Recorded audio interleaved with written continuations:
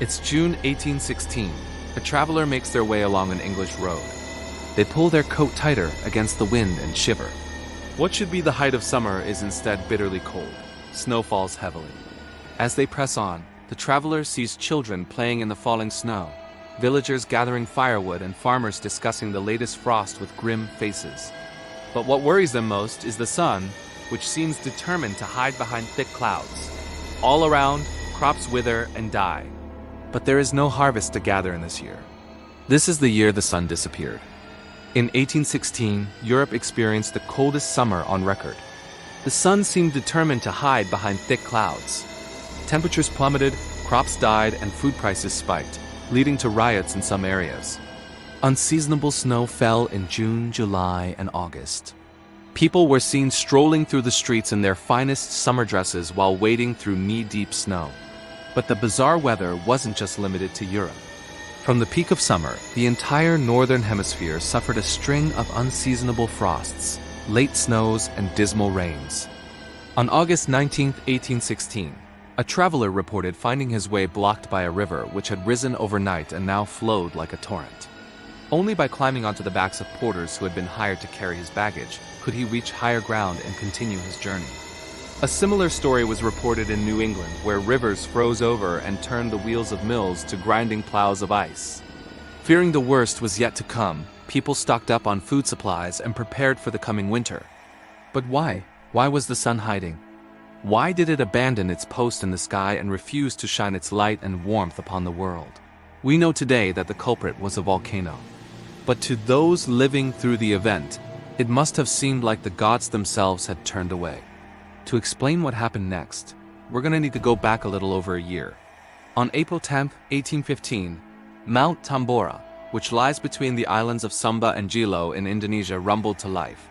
It was an ominous awakening that would rapidly become a catastrophic eruption. As it violently blew apart, it unleashed an unimaginable force. Explosions rocked the surrounding islands. Columns of smoke rose into the sky, blotting out the sun and plunging the region into darkness. Survivors described a scene of utter devastation. Entire villages were wiped off the face of the earth. Others were buried in layers of hot ash and debris.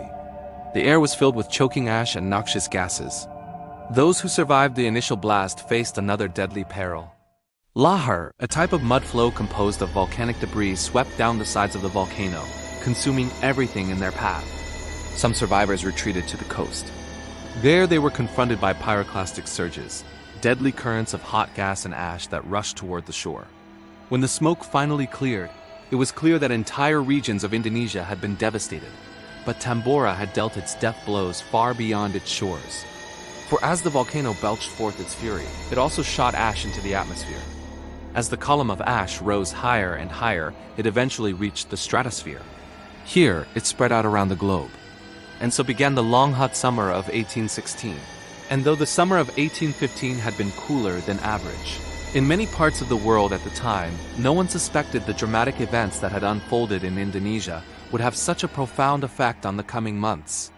But as 1816 dawned, people started to notice the subtle changes in the sky. The sun seemed dimmer, an eerie haze hung over the horizon. And when it did break through the clouds, it did so with a sickly yellow glow. Something was wrong, but no one knew what. As the year progressed, the strange weather continued. Frosts in Europe destroyed the blossoming crops.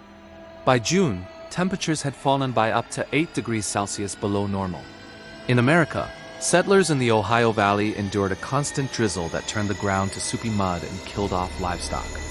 Farmers watched in horror as the corn shriveled up and died in the fields. By July, the heat had returned. But it was a false summer. No crops grew in the heat. Instead, the plants simply wilted and burned up. Rivers froze over. Ponds turned into skating rinks. In August, it snowed in Switzerland, Vermont, and New York State. Snow fell in the middle of July in the Austrian Alps. One observer wrote of men standing in the street and catching snowflakes on their hats. People grew accustomed to the sight of icicles hanging from eaves and window ledges during the heart of summer. But the weather was not the only unusual thing about 1816. Around this time, there were numerous reports of strange glowing lights in the night sky. These mysterious phenomena were later dubbed mock moons. The most commonly accepted theory suggests these lights were caused by meteors, perhaps rock fragments ejected from the volcano during its eruption. These pieces of debris burned up in the atmosphere, leaving glowing streaks in their wake. But others believed the mock moons were omens of doom, signs sent by an angry god to punish mankind for its sins. It soon became clear that the summer of 1816 was unlike any other season in memory. But what no one realized was that this was no ordinary year. It was a once-in-a-lifetime meteorological event that would leave an indelible mark on history. In the early years of the 19th century, the British Empire was vast and wealthy. It spanned every continent and dominated global trade. But within its borders lived a vast and growing population that needed food. As the century progressed, more and more people began to migrate to cities, taking jobs in factories and helping to fuel the Industrial Revolution.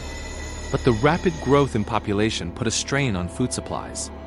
Then in 1816, the harvest failed.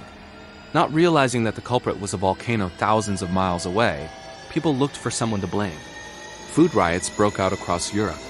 In England, angry mobs protested against high prices and shortages of food. They were met with force, and the soldiers called in to restore order opened fire, killing several rioters. Meanwhile, in the Ottoman Empire, a rebellion was underway. Ever since the Great Plague of 1813, the country had been beset by disease and famine. It was the last thing the weakened empire needed. By 1817, the death toll from famine and disease stood at nearly 1 million. In China, the year without summer was part of a 40-year period known as the Daoguang.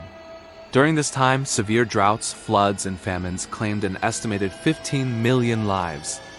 And in India, tens of millions of people were affected by drought, famine, and disease. Reports told of emaciated bodies and cemeteries overflowing with corpses.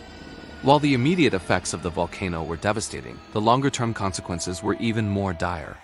Over the following decades, volcanic activity increased significantly. From 1815 to 1822, 632 volcanoes erupted worldwide. While Tambora's grip on the climate eventually loosened, its legacy lived on in the form of a popular genre of fiction, darker and more brooding than any that had come before. It was during the summer of 1816 that Lord Byron, one of the era's greatest poets, penned his famous Darkness poem. He wrote of a biblical flood that lasted 5 days and nights and blotted out the sun. Inspired by the miserable weather, he wove a tale of a world plunged into darkness and the terror that ensued. In truth, Byron himself lived through no such disaster. But the poem was based on conversations he had with John Polidori and Mary Shelley, who was only 18 years old at the time. Together, they spent a cold and rainy summer sequestered in a rented house near Geneva. Unable to venture outside, they decided to hold a competition to see who could write the best ghost story. According to legend, the winner was Mary Shelley, who wrote the tale of Victor Frankenstein, a man who dared to play God and create a monster. While the year without summer brought death and destruction to millions, it also gave rise to one of the most enduring tales in fiction history. Today, the year 1816 serves as a warning. Humanity has an uncanny knack for blaming each other for the world's woes, whether it be poverty, disease, hunger, or yes, even the weather. It is easy to forget that there are forces far more powerful than any human government or organization that shape our existence. One need only look back to 1816 to remember that we are utterly at the mercy of nature. Volcanic eruptions are one of the most spectacular and destructive forces on Earth. In a single day, they can unleash energies equivalent to hundreds of thousands of nuclear bombs. Ash and gases spewed into the atmosphere can block sunlight and cool the planet. In extreme cases, a single eruption can alter global climate patterns for years, leading to crop failures and famine. In recent times, scientists have studied the year without summer to better understand how volcanic eruptions affect the climate.